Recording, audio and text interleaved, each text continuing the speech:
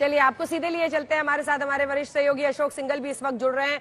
भटूरे के फूलने और ना फूलने पर, हवा निकलने पर भी चर्चा पहुंच गई है। अशोक, आप मौजूद हैं इस वक्त देश की संसद के सामने, नई संसद।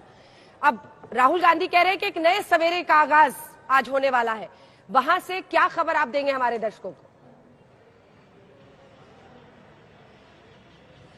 देखिए अंजना, ये तो नतीजे बताएंगे कि नया सवेरा किसके लिए निकलेगा, कांग्रेस या इंडिया गठबंधन या बीजेपी के लिए। लेकिन जो एग्जिट पोल में दिखाई दे रहा है उसमें तो साफ तौर से दिख रहा है कि प्रधानमंत्री मोदी तीसरी बार फिर देश के प्रधानमंत्री बनने जा रहे हैं और एनडीए तीसरी बार सत्ता में काबिज होने जा रही है। लेकिन अपने अपने दावे हैं, लेकिन एग्जिट पोल का जो पूरे जो सर्वे आ रहे हैं, एग्जिट पोल जो दिखा रहे हैं उसमें तो साफ तौर से है, इसमें कोई शक नहीं। और हमारा एग्जिट पोल हमेशा से, अगर उनका देखा जाए ट्रेंड, हमेशा से सही साबित हुआ और आज भी उम्मीद यही सब लोग कर रहे हैं कि सही साबित होगा। लेकिन विपक्षी पार्टियां इसको कतई मानने को तैयार नहीं है। उनका कहना है कि जो जनता का सर्वे है वो हमारे पक्ष में जाने वाला है।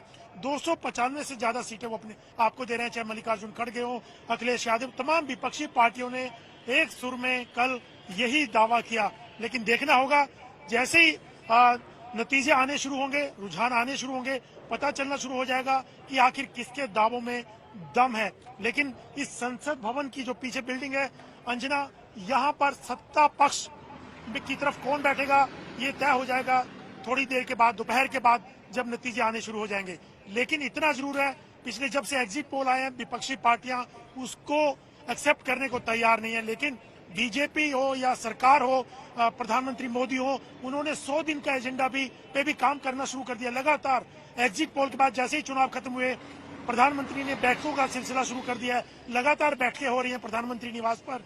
इसके अलावा बीजेपी ने भी अपनी तैयारियां शुरू कर दी हैं कि क्या क्या सेलिब्रेशन हो सकता है, क्या क्या आगे किया जा सकता है। चारों तरफ तैयारियां ही तैयारियां हैं, लड्डू बनाए जा रहे हैं। कार्यकर्ताओं के मुंह में तो लड्डू होगा, लेकिन जीत का लड्डू किसको खाने को मिलेगा ये देखना महत्वपूर्ण रहेगा। जल्दी जल्दी अपने तमाम संवाददाता को रुख करते हुए रविश पाल सिंह सीधे आपके पास आते हुए, अब 400 पार होगा तो 400 किलो लड्डू बनाए जाएंगे, इस तरह की घोषणा मुख्यमंत्री। एमपी वाले लड्डू है या 29 किलो है या 400 किलो वाला? ये 29 किलो से ज्यादा ही होंगे। 400 किलो की बात वो कर रहे थे कि 400 किलो लड्डू बनाकर बांटे जाएंगे। तो बताइए जरा क्या है वहां की तैयारी। और मैं भी जब विधानसभा में गई थी, मुख्यमंत्री के विधानसभा क्षेत्र में, तो तराजू पर एक तरफ मुख्यमंत्री जी को बिठाया गया था, तब वो मंत्री हुआ करते थे, शिक्षा मंत्री, दूसरी तरफ फलों से तौला जा रहा था। लेकिन इस बार 400 किलो लड्डू बनाने के ऑर्डर दिए जा चुके हैं। क्या आश्वस्त है पूरी तरह से मध्य प्रदेश बीजेपी इसको लेकर? रवीश, देखिए, मध्य प्रदेश बीजेपी एमपी में तो क्लीन स्वीप को लेकर आश्वस्त है, यानी ये तो तय है कि 29 किलो लड्डू एमपी के खाते के जो हैं वो तो मध्य प्रदेश भाजपा बांटेगी ही। लेकिन उसका ये कहना है कि देश भर में भाजपा की जितनी सीटें आएंगी, वो 400 हो, 390 हो, 399 हो, जितनी भी सीटें हो या 400 पार चले जाएं, जितनी सीटें भाजपा की देश भर में आएगी उतने किलो लड्डू जो है वो आज प्रदेश कार्यालय से बांटेगी।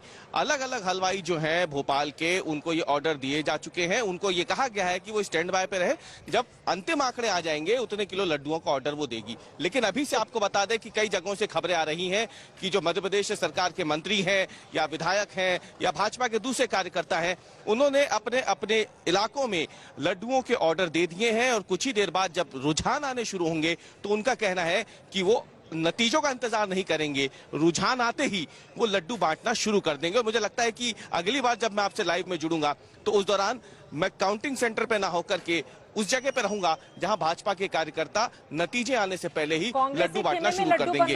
मध्य प्रदेश में भाजपा जीत को लेकर इसलिए भी आश्वस्त है।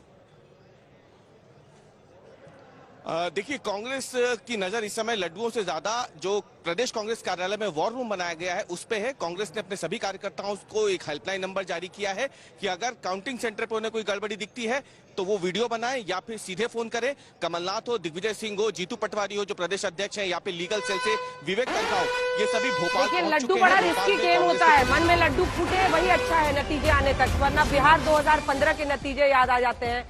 बीजेपी दफ्तर ने तब लड्डू का ऑर्डर दे दिया था, फिर पूरा मामला जो है स्वाद बिगड़ गया था। लेकिन आशा है इलेक्शन कमीशन निष्पक्षता की परंपरा को आगे बढ़ाएगा।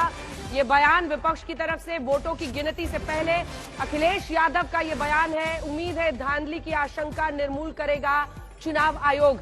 देखिए, कांग्रेस पार्टी की भी तरफ से जो कार्यकर्ताओं को बीते दिन कहा गया है उसमें कहा गया है कहीं पर कोई गड़बड़ी होती है तो आप वीडियो बनाइए और भेजिए। एक सतर्क विपक्ष लोकतंत्र की सबसे बड़ी ताकत है, लेकिन जो चुनाव आयोग की पूरी प्रक्रिया है उस पर जितने भी शक थे उन सबको बीते दिन मुख्य चुनाव आयुक्त राजीव कुमार ने एक प्रेस कॉन्फ्रेंस के जरिए दरकिनार करने की कोशिश की, उसको एड्रेस किया। वोटों की गिनती से पहले अखिलेश यादव का ये बयान आया है। चुनाव आयोग ने यह भी कहा कि 490 से ज्यादा शिकायतें आई थी, 400 से ज्यादा जो शिकायतें थी उसको हमने डिस्पोज किया है, उसकी सुनवाई की है। बहरहाल आशा है धांधली ना हो, निर्मूल किया जाए जितनी शिकायतें हैं चुनाव आयोग की। ये अखिलेश यादव ने सुबह सवेरे ही आज बयान दे दिया है। आइए एक बार फिर से आपको लिए चलते हैं, हमारे साथ रोहित सिंह हमारे साथ है। रोहित, जब जब लड्डू की बात आती है, चुनावी नतीजों की बात आती है, तो बिहार का रिजल्ट 2015 का याद आता है, जब बीजेपी दफ्तर में लड्डू के ऑर्डर्स दे दिए गए थे। उसके बाद